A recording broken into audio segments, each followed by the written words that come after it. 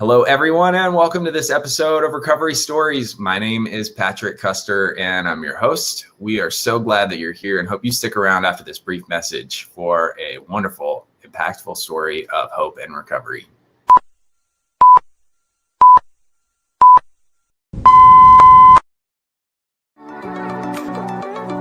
We are live in Facebook, where a number of people the opportunity to share. She's one of our own. They are like Parts to your story that's awesome. You found healing. You found, until I got sober. Can't wait for her to share the different aspects of your story and what. Awesome. Right.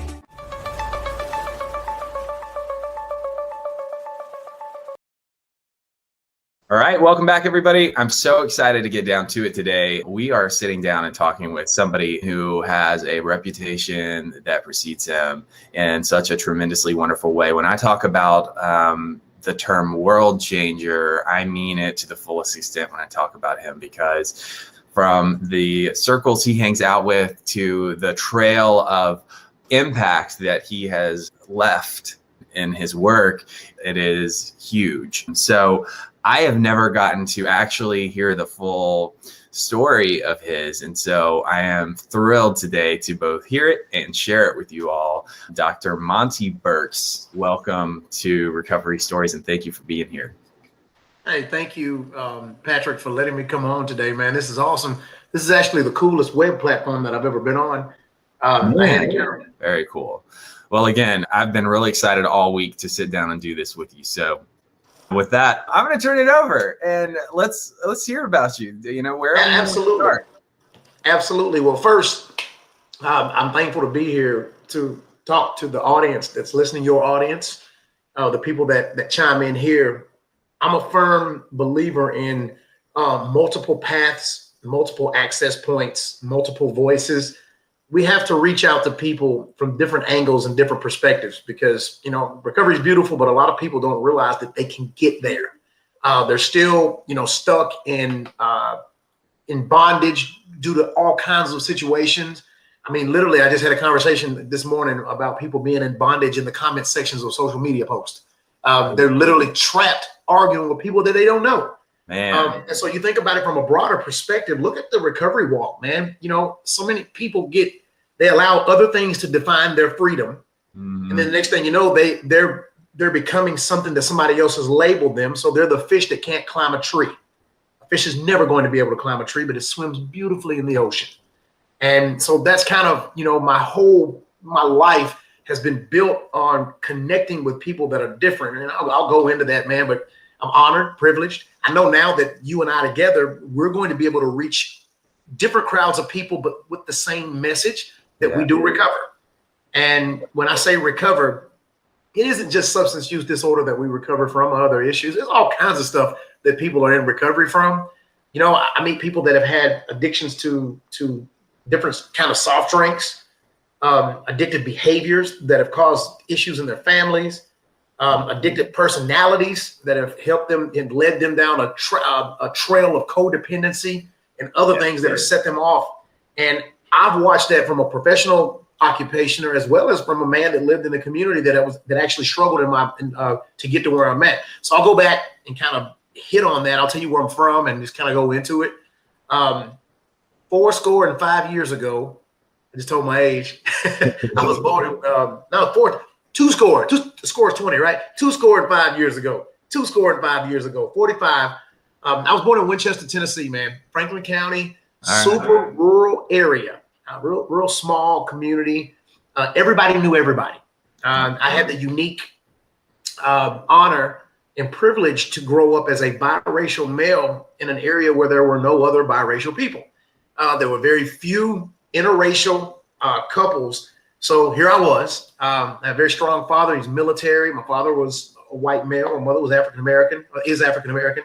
And I grew up uniquely in a community that there was not necessarily a lot of problems with people, but people were still different in the 70s, a lot different than they are right now. Yeah. And that was kind of, where my life started. So I had an influx of different competing cultures that said they were the same culture, but you and I both know, man, that, you know, people raised different 3 generations before us. That's kind of a trickle down effect as far as personalities, attitudes, and the way people look at things. So I grew up in that perspective. My father was military. My mother's an academic. You talk about 2 competing ideologies in the same house. You know, of course, I went the academic route. I initially wanted to go to the military, but, you know, my mom was like, no, you go to school. And I listened to her. My mom has been a great, awesome leader in my life. My father passed away when I was younger. She's been a lightning rod of hope and faith to me. So, you know, growing up with those competing cultures, I still, you know, I had a wonderful childhood. I saw things from, everything wasn't so black and white to me because of where I was at. I didn't see things the same as other children. And honestly, I probably wasn't, you know, and there are other children that had similar backgrounds as me. But speaking from my perspective today, these are my facts and my truth. Yeah. How I saw things, to me, was beautiful because I could embrace every community. Like all those little kids that didn't have anybody to play with, you play with me. You know, I'm cool. I feel like I'm a part of your community, I love everybody. Patrick, you know me, man. I literally love everybody. If you dress up as Barney and show up at my house, get me an outfit so I can dress up too. All right. Because I want to be part of whatever you got going on. Yeah. Whatever got you smiling like that, hit me with the same thing. I love it. It's all good. But, you know, growing up like that, I was very open, super extrovert, played a lot of sports, played football, basketball, ran track. I tried my hand at a little bit of volleyball one time. I am only 5'8". So, you know, the volleyball days weren't really, you know, what really built for me. Basketball wasn't either, but I at least had a shooter's chance. Right. Volleyball was a different ball game. But I had fun, man. I had so much fun. You know, I grew up around wonderful people. You know, my town is really the football cultured. Lots of faith institutions, congregations, churches, specifically churches in my county. There's literally one on every corner. And most of them were related to each other, every other corner. They were all the same people. They just went to they chose different denominations, different backgrounds, different traditions. Pretty cool, man, because, you know, in the setting that I was from, you could walk 2 streets over and do something that wasn't too smart, and you could get a whooping from someone else's grandmother who doesn't know your name, but they know your granddaddy's name. So they would call you by your granddaddy's nickname or your last name as they got onto you, and you would know right then. It would strike a chord in you like, man, I mean, wow. From a criminal justice perspective, that's called collective efficacy. It's communities that bond together like that, and how it helps grow great things and helps children that don't necessarily have all of the right structure. All of that community-based structure can help them, you know, acquiesce through some of life's challenges when they're young. Because, you know, as a young male, we don't properly, our brain isn't properly aged till we're 25. You can check our insurance rates and every other thing possible. Listen, parents, if you can hear me, if you have a son, do not get them a sports car till they're 26. By that time, let him buy it himself. Do not buy your child a sports car at 16 years old. You're asking for something. Okay, get the Honda Accord or the old beat up truck so they can run it into something 2 or 3 times. You can thank me for that later. My contact will be in the email. You can email me something later. It's all good. But those cultures are being brought up that way. I did understand community.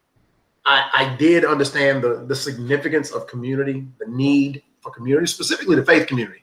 The faith community was something that I was raised in. My mother is a missionary evangelist. She's a piano player, and she travels the country, and she plays music, and she does all these, you know, wonderful things. That's part of her other tradition outside of her normal job. But, you know, as I grew up and sports started to wane, and it was time for college, and I hit a kind of a dead point, a dead period between, you know, 18 and 19. It was like, well, I'm not playing sports anymore. I'm not involved in a lot of my academic programs. You know, small town, you're involved in everything. You know, it's, you know, of course. But once those ties were cut, I left, you know, rural America. And to me, I moved to the city. It was actually Murfreesboro, which was really not the city at the time. Murfreesboro at that time had the big difference. Had 2 McDonald's in Murfreesboro. We had one in Manchester. So back then we had 2 McDonald's. Like, bro, I was in the big city. I mean, you couldn't get me away from the Golden Arches. I could hit it from the, you know, two directions, boom, in your face. Yep. You know, of course, Murfreesboro's grown exponentially since then. This was in 1994. But when I left my hometown, I moved to the big city to me. And my father had lived back and forth in Nashville, but I didn't live there full time. So I experienced a lot of things in the city, but I didn't really experience that with a complete disconnect from parents until I went to college. And the complete disconnect from parents and from traditional community, it's kind of a young man that had an opportunity to do whatever I wanted to do. And that's exactly what I did. I met some new friends, you know, opened myself up to some new experiences. Specifically, alcohol use wasn't my issue. I grew up around alcohol. One of my grandparents worked at Jack Daniels. I had another grandparent that worked at George Dickel. Alcohol was something that was introduced to my family at a young age. It just never was an issue for me. It is for some other people, and I totally understand that. But my issue wasn't alcohol. My issue was drug use. I was introduced to ecstasy and ketamine in the 90s, and here I am as a young man, like, you know, I'm already an extrovert. So I like to fly all over the place. I want energy. I want to turn cartwheels. I like to dance. You know, that's another right there part with you on that. I totally left out that I can cut a rug. Next time I see you, Patrick, we're gonna cut a rug. Okay, all right. I can do like all these old line dances that like probably will blow your mind. I'll probably need some ice on my knees when I'm done. That's another part of my that's another part of my story. But you know, I had this energy, and that open door actually played right into that. And I didn't know that it was a weakness at the time.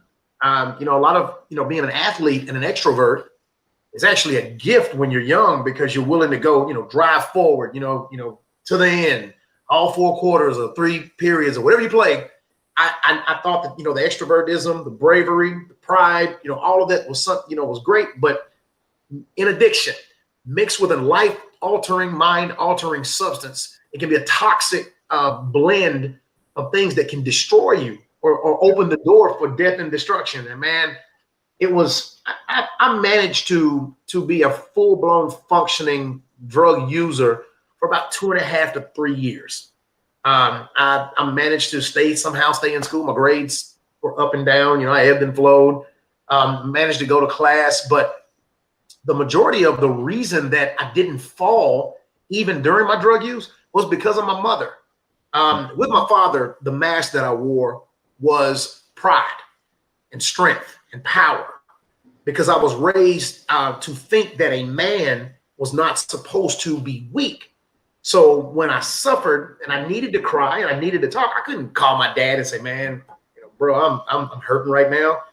I need a hug. That's not what we were taught to do. What we were taught to do, especially Southern males, was to go out in the garage, open the toolbox, get your drill, screw some wood in something, go tighten up a wrench, go outside, mow the grass, all these things that didn't allow us to display emotions. And that is one of the reasons that I was kept in bondage for so long, because I had a father there. He was there for me every bit of my life until he passed away. But I couldn't go to him, not because he told me I couldn't, because culturally I've been taught that I couldn't. Yeah. I've been taught that you don't cry, you fix it with a tool belt. And that was, you know, again, it was unintentional. This was generational difference into where we are now. We're all about mental health now. We talk about it like, hey man, my mental health's not where it's at. I ask you literally in a text message, hey, how's your mental health today?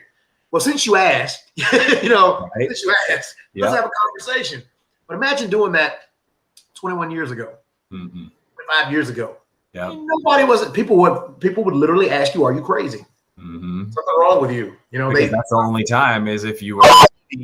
And they're going to associate me with their false belief of what they think my mental health is because of something that they've been cultured to think. So, you know, I needed to talk, and I'll be honest, I really didn't even know I needed to talk. I just thought that this was the way to operationalize my life. This was how you do business. You be strong, you be tough, you don't cry, you don't deal. So you suffer. That's the truth behind it. The truth is we were taught to suffer. There's so many people that are my age and younger than me and older than me. I'm not knocking. I'm not trying to throw just age at this thing. But for me, again, as I said earlier, this is my truth. And my truth I was raised to be in a position where I thought that I had to be strong all the time. And I want to tell anybody that can hear me, sometimes vulnerability and weakness are not a bad thing, because you can find out where the cracks are, and then you can try to figure out the tools to fill in the cracks. You don't have to fix them. Just fill them in with something good. We're constantly reminded of things that have been broken on us. But remember this, when something breaks and it heals, it's stronger. Okay, it's stronger where it broke, especially when you're willing to be vulnerable enough to recognize it. We're always, nothing's wrong with me. That's so macho of us. Nothing's wrong with me. I'm fine. Shoot, your legs hanging halfway off your hip, your arm is twisted sideways, broken behind your back. All of these things that we did. So the number one thing when I hear somebody say that, I think that person does not ever take a genuine look at themselves, because none of us at any point can sit there with confidence and say nothing's wrong with us. No, they can't. Something isn't fully functional in every single one of us at some point. Right. It just is what it is. We don't know all the answers. Mm-hmm. Yep. One of the most uncomfortable things, Patrick, that people have to do is look at themselves in the mirror.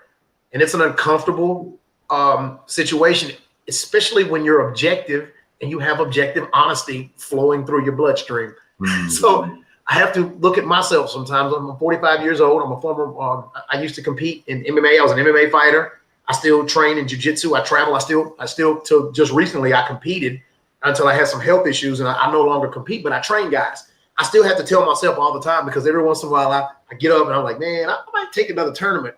I have to remind myself that I have some physical issues, some things that have happened to me over the years that I probably shouldn't do that anymore. So how about I just continue to give back to the next group and vicariously live through their success? That's what I've had to tell myself. And that's also part of my recovery journey, is there are certain things that certain generations that I'm not going to be able to say this to, and they're not going to respond to me. But I have generations of people that are under me that are 15, 16, 17, 18, 19 years old, see the world different than I do. So I can share with them what I have, so they can share with the people around them, the ripple effects, man, the butterfly effect of them doing that with them doing that with that next generation means 25 years from now, we won't even have to have these conversations, because people are just going to openly say, hey, look, hold up. I made a mistake last night. I need help now. Yeah. That's the overall goal. I look at it as prevention. I played basketball growing up. I wore high top tennis shoes because I saw other people do it. And then I don't think anybody ever told me, but I figured out that high tops were so you won't twist your ankle. Yep. Fair enough. So now people wear high tops so they don't twist their ankle, or they pull up the ankle sleeves. Okay, that's prevention 101. What if we did that around addiction? We knew on the front end. We knew that we could say in the beginning, as soon as I feel uncomfortable, in mental health issues, as soon as I feel uncomfortable, let me go ahead and talk to somebody. Everything is everything's a click away right now. That's a good thing and it's a bad thing. Mm-hmm. But everything's a click away right now.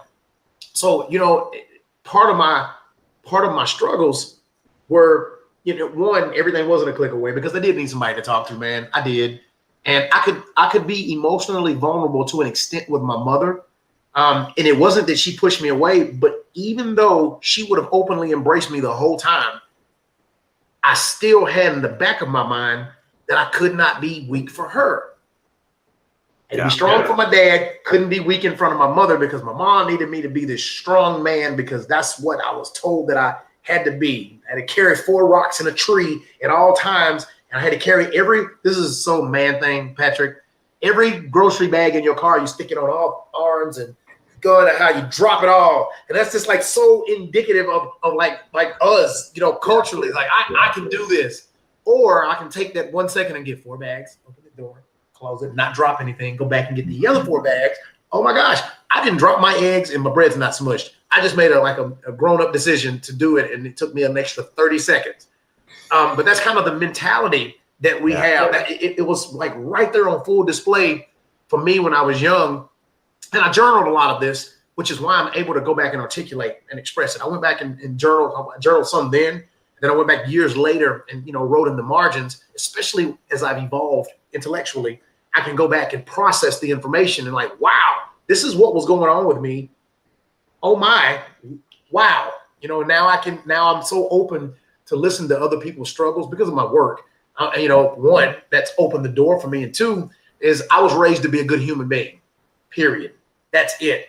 I'm culturally diverse, ethnically diverse. I love everybody. You hear me, man? I'm a dog person. I'm a cat person. If there's a squirrel outside, I'm trying to give it an apple core. You know, that's just kind of the way I live my life. I don't believe in. I believe that anytime we find ways to sow division amongst ourselves, that we're only feeding an enemy.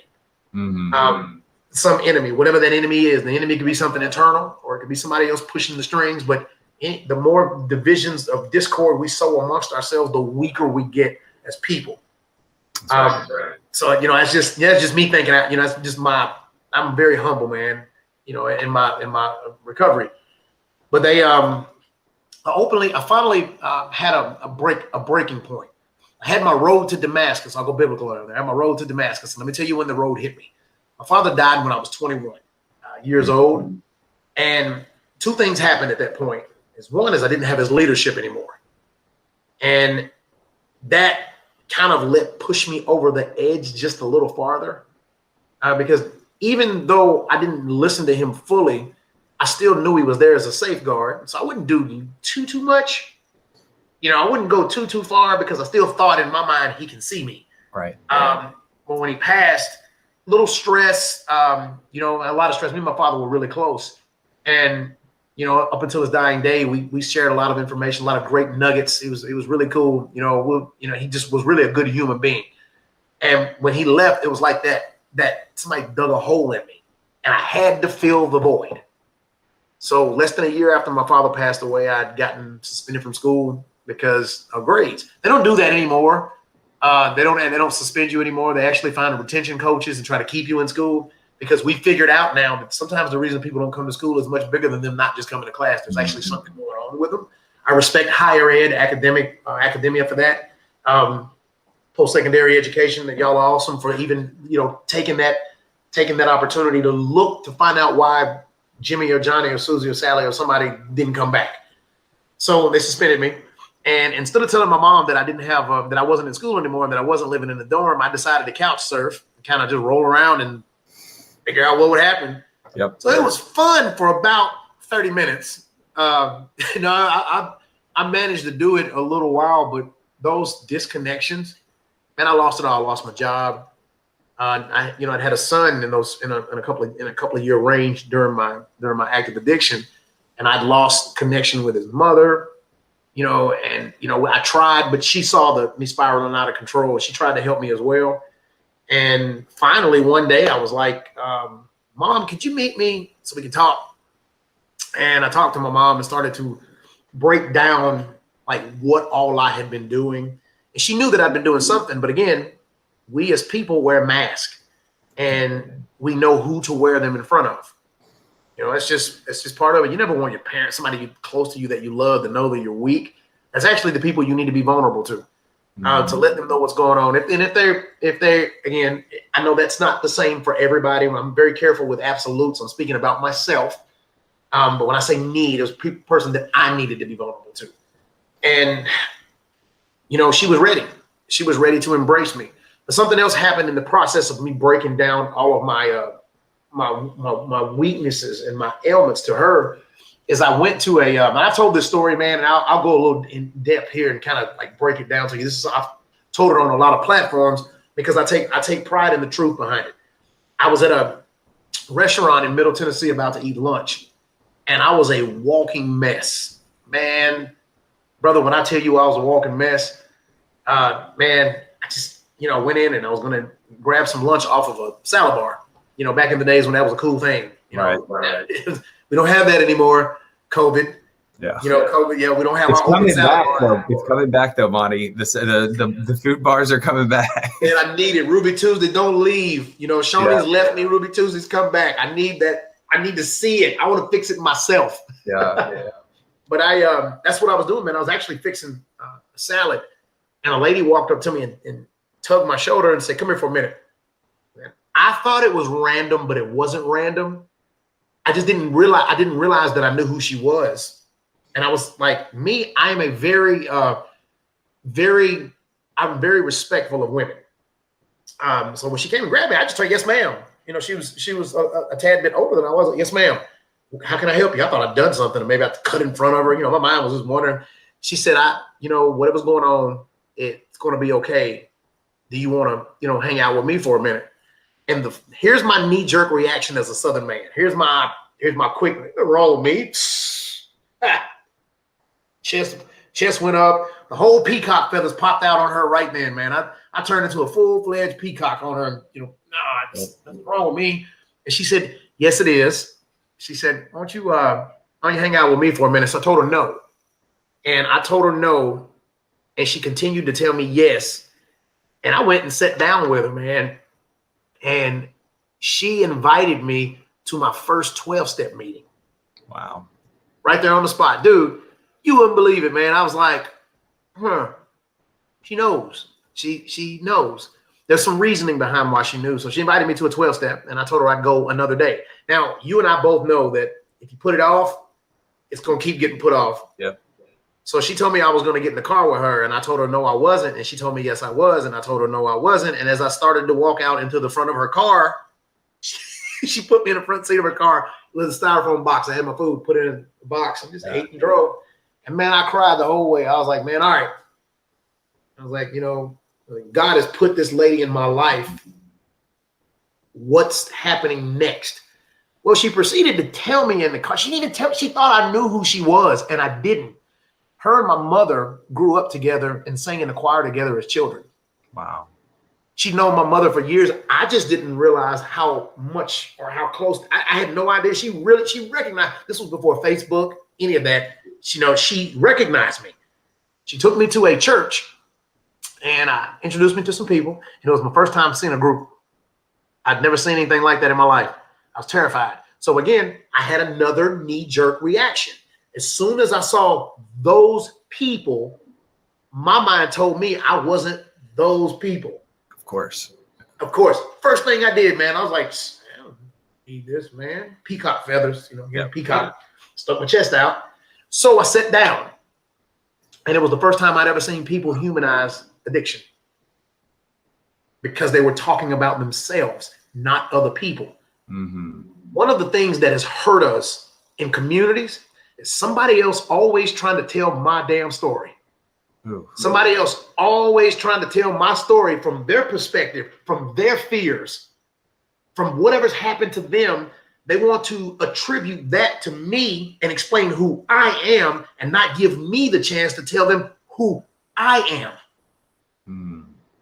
So I was given that opportunity. The first day I wouldn't, second day I wouldn't, and finally I just peacock feathers dropped. Insecurities out the door. But it was because of this guy sitting beside me who said he had put a chair up for me every single time I came. He kept putting the chair there for me. And if anybody's ever been in a room before, you always got somebody that sees you. Yeah. Somebody sees you. He put a chair up, I shared. And that was the beginning of my career as it is now. That was the legitimate opportunity for me. School meant something to me at that point, because I figured out, why don't I aim my education toward what I've been through? Yeah. And maybe try to help other people not suffer like I did. Because Patrick, when I needed help, we didn't have open advocation for addiction. You say addict, they called you junkie. Yep. You say addiction, they called you bum. Anything related to that part of me, people were just ready to, pull out the gun and just let me have it, just bang, bang, bang. All the insults would come. And not realizing that they've had their own idiosyncrasies that needed help at some point. Everybody's had a hurt, habit, or hang up. It might not be a drug use or alcohol use. We've all had something that was unhealthy for us that we had to figure out how to get through. And there are all these different mechanisms that have helped us, and we might not even know how to say thank you to some of them. Mm-hmm. And that, that's where I started. So I, went back to school. There's some, I had some unique experiences with the criminal justice system during my active addiction. Oh, you too. So I was given an opportunity through my, I had to go, I had to pay the piper. So I went to court a few times. I had all kinds of, man, I did all kinds of stuff, man. I did everything from jumping off water towers to all kind of stuff. I, when you country and you got, you know, some things going on with you, Right. you do things that normal folks won't do. I'm gonna say that I wasn't normal at the time. But I was given an opportunity to spend, you know, a significant amount of my time in and out of jail, or go to treatment. I went to treatment. I went to treatment.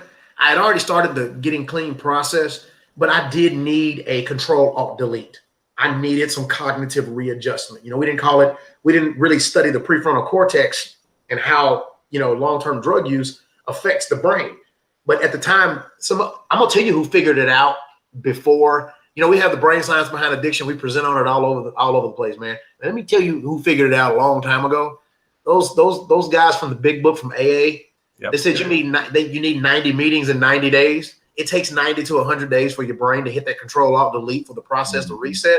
When I tell you those guys figured that thing out a long time ago, they figured it out a long time ago. And then, you know, it's like the scales were, you know, fell off my eyes. The dirt came out of my ears. You know, everything I saw, everything I heard became recovery centric. And again, we didn't call it recovery then. We mainly stayed around the words of rehabilitation. You know, everything was rehabilitation. It was, you know, rehabbing something. So the significance of all of that was I went back to school and I openly started telling my story a long time ago. You know, around 2005, 2006, I just started telling it like it was. And people were like, why would you say, you know, why would you talk about yourself like that? I said, so you can. So you don't. I took the power of my story and told it myself. And I took that away from you because you tell it from a seat of judgment. I tell it from a seat of vulnerability in order to connect with somebody else who is going through exactly what I went through or is going through, you know, it is what it is, man, or their family members going through it. So I earned a master's degree, I earned my doctorate. I've worked with, you know, I've traveled the country. I've been, you know, all over the country to advocate for people that suffered like me. I'm the director of faith-based initiatives for our department. My job is to connect with different, for the Tennessee Department of Mental Health and Substance Abuse Services. My job is to connect with different religious and faith institutions to bring them into the fold, into the conversation around behavioral health, mental health, and substance abuse. So I was technically built to do the work that I did because I found my freedom and my sobriety through experiences with churches. Now, I'm a firm believer that everybody's path is their own. So this is what my job is, and that was my path. I know a lot of people that have found their path to freedom through smart recovery. I know a lot of people who have found their path to freedom by joining gyms and finding new communities. I know a lot of people that have found their pathway to freedom by joining Toastmasters. There are all these different ways that people can find that freedom, but the common denominator in all of that is community and people that will accept you and meet you exactly where you are, that they won't come at you in a seat of judgment. Anytime we put ourselves in a seat of judgment over any other human being, we're not qualified to do it. No, we're not supposed to do that. And being in the position that I'm in, I get to work with the recovery community. So I get to work with the treatment community, the recovery community, the criminal justice community, the prevention community, all of these wonderful groups. And we're all geared toward the same thing, helping people from different perspectives. It's the same, we got the same goal, is to, push humanity forward, save lives, help people find recovery. But we just do it from different angles. We serve the person from different angles. The team that I work with are all in recovery. Most of the people that I work with are in recovery. They openly identify and advocate for people in recovery. The people have, survived significant mental health diagnoses. Me personally, part of me and, getting my first introduction to sitting down with someone who was a substance abuse professional is I found out that I also had a mental health diagnosis. And, they're very closely linked in different forms of capacities.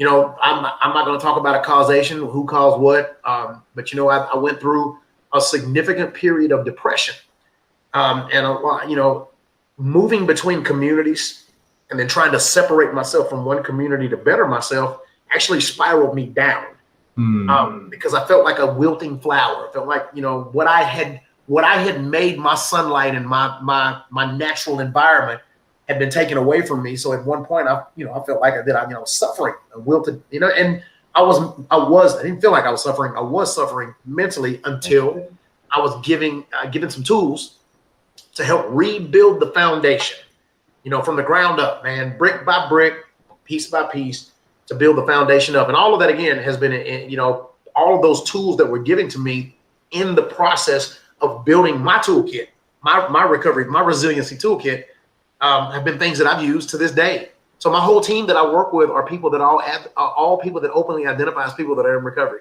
I think it's amazing. I get to work with people, every time I see my friends and people like you, it's like we're having a walking 12-step, like we're having a walking step study. Man, it's the coolest thing in the world when you sit at a table full of people that are not in denial. Mm-hmm. People that have accepted the fact that there are certain things that are beyond our control. And also people who have done a fearless and moral inventory, and had to, looking yourself in the mirror ain't no joke. Yep. Period. That's about point blank. That's about as easy as I can put it. Looking yourself in the mirror and accepting that there are some things that need to be worked on always is one of the most powerful things we can ever give back to somebody else, because it always seats us in a seat of humility. Mm-hmm. That means we won't judge other people. We not intentionally. We will always, be vulnerable to other people. Have those conversations. Let people say things. Man, in the work that I've been in, I've helped people in different capacities. I did a lot of reentry work. People that have been to prison. Helping them reacclimate, readjust. And there's a lot of people that have been through the criminal justice system that get out that were not. They did not get treatment while they were incarcerated. They were incarcerated. Mm-hmm. Or they didn't get to go to school. We have a lot of opportunities for them while they're there, but there are a lot of reasons. There's other things that happen while people are incarcerated. There's a lot of other things that happen. And, working as a reentry advocate, I saw all these wonderful opportunities to introduce people to the recovery community. Like, here's a community of people that are not going to look at your past. They're going to look at you moving forward. You can use your past. You can use your past as a tool. I use mine as a weapon. And let me explain what I say about that. I take my past and I wield it and I hold it up to myself and to anybody else and say, I have been here. I know what this feels like. I don't want to go back, and let me help you use yours the same way. We get caught again, letting someone, hey, how you doing?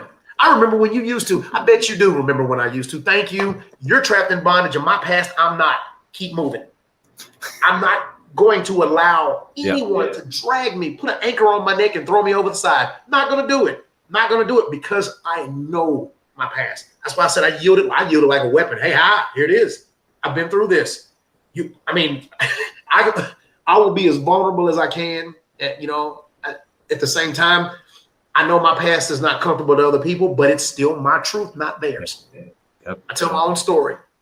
And I tell people all the time, if you have a recovery story, listen, get yourself together and tell your story to somebody. You don't have to tell it to everybody, but tell it to somebody, talk about it. Get you somebody, if for nothing else, get in the mirror and talk to yourself. Positive self-talk. Walk yourself through your story. You'd be amazed at how many people benefit off of the real you, telling them what you really went through, not what they want to hear, the truth. The objective, God honest truth of what you've been through, how you've been burned by a fire, what those ashes smell like. How do you recognize that you're going down that same path? Do you recognize that you're going down the same path? And what do you do? Patrick, we've allowed media, specifically social media, to influence the mess out of some of our recovery communities. Yeah. And I equivocate social media to traffic jams. People, the first thing they do is they get up in the morning, turn the phone on. Look right into social media. So what you've done is you've allowed whatever went on while you were asleep, all of those emotions and fears and triggers and traumas to be the first thing that you let go into your brain. And immediately you just walk into a traffic jam of somebody else's thoughts, ignorance, and misery from the time you wake up.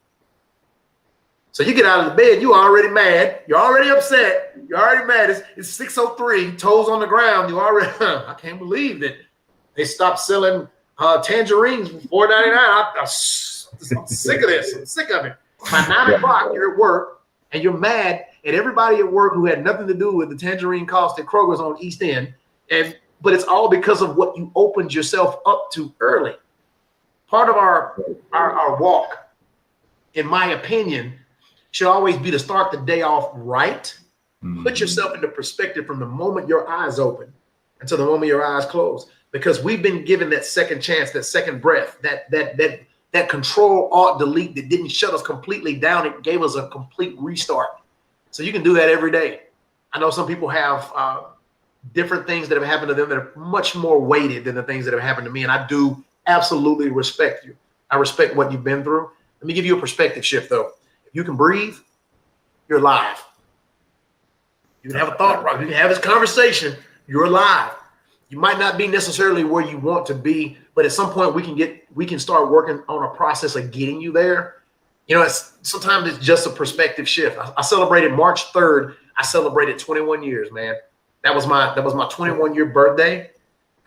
Each year, for my birthday, I just sit down and I pray, and I'm thankful, and I call a few people to talk to them. On my B-Day, I call a few of my people that have been really instrumental in my recovery walk and just say thank you. Shoot an email out to people. They know, they recognize now that I have a recovery date. The cool thing about all of it is, even though there's so much distance in between it, I can still each day.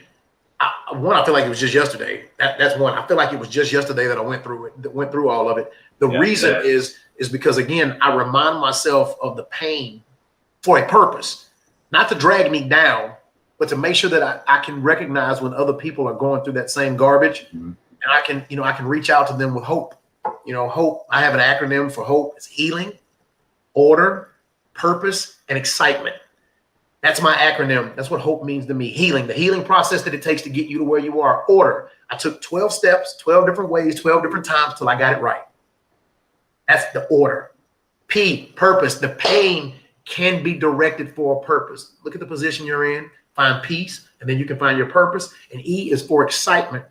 Every day that I'm able to be of service, to be a human being, to be a father, to be a son, to be a brother, to be your friend, Patrick, I'm excited about it, because I know that you're going to be able to reach somebody I can't, and maybe I can reach somebody you can't.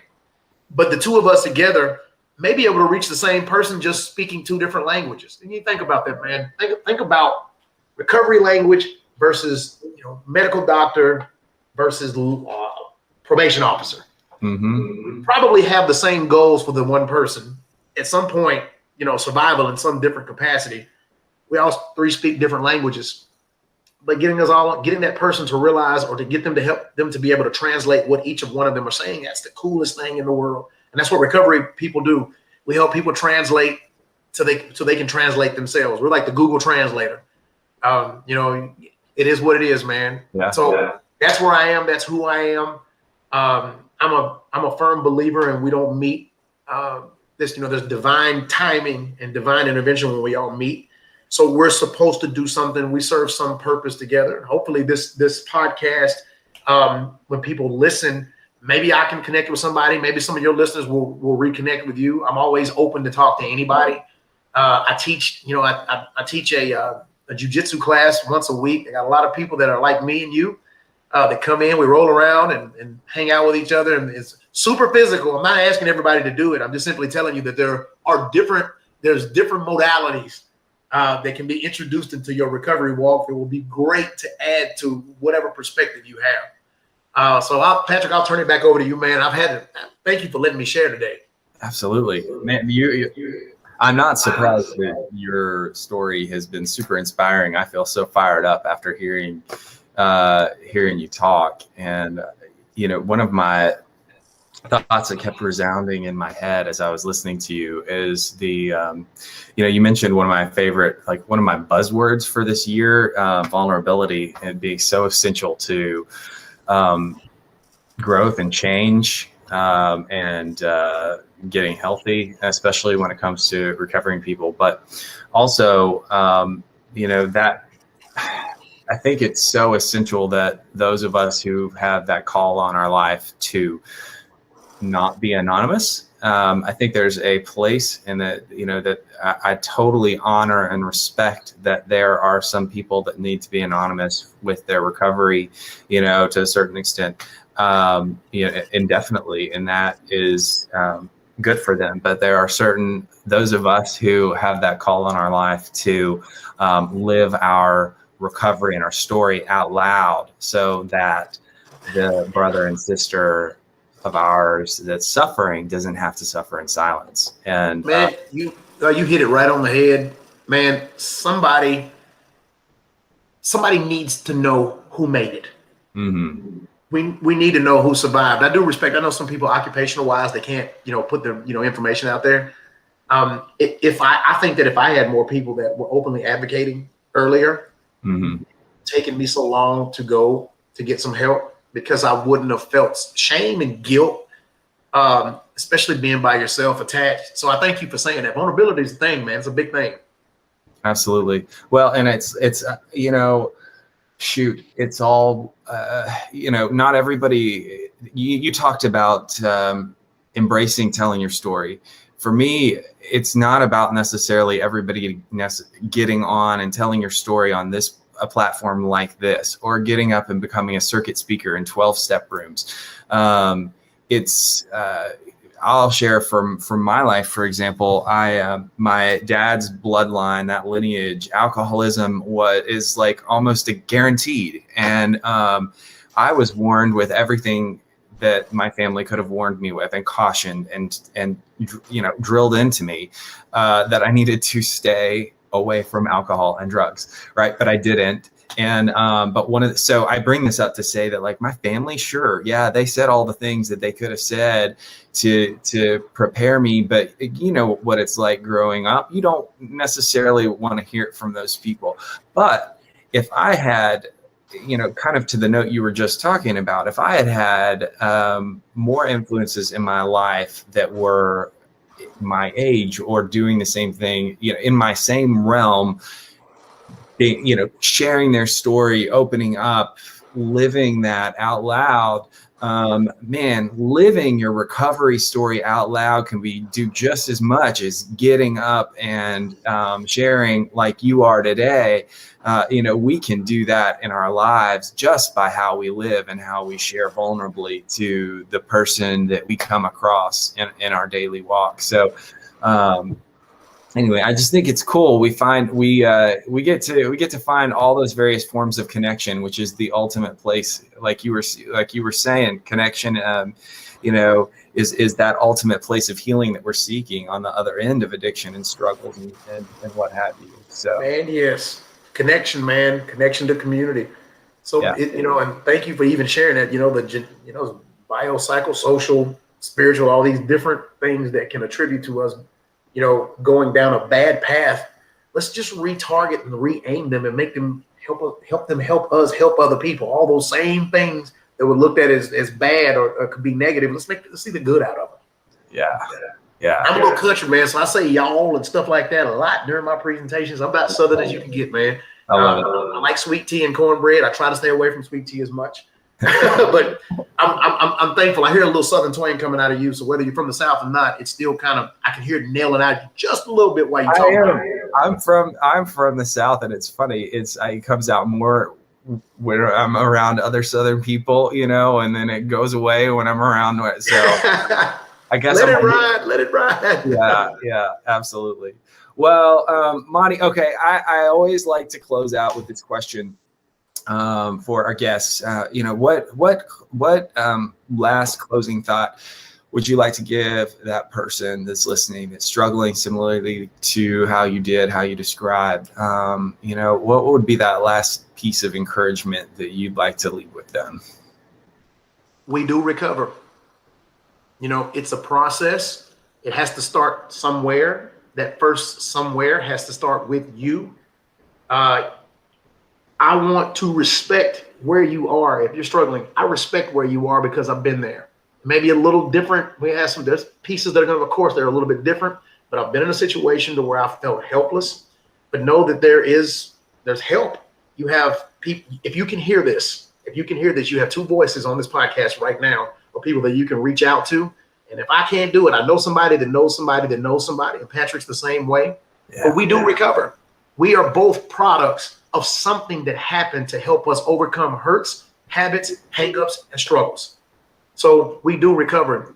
Who knows? Somebody listening to us right now might end up being the president of the United States of America one day that came straight from the recovery community. And I would be more than willing to help you in any way that I can to do that. You have to crawl before you walk. So That's let's right. do it. Awesome. Well, I'm going to tag on the end of that. I always end our episodes saying, for me, I want to share that if the only one thing that you can do today to make a change is this, let it be that you find someone that you trust and you tell them that you're struggling, because addiction and destruction and dysfunctional behaviors thrive in darkness and secrecy. So tell somebody. And Yes, sir. Yes, sir. Thank you for saying yes. Thank you for having me on, man. absolutely. Thank you again. I really appreciate it. With that, just want to remind everybody to be kind to yourselves and love one another. And with that, we are out.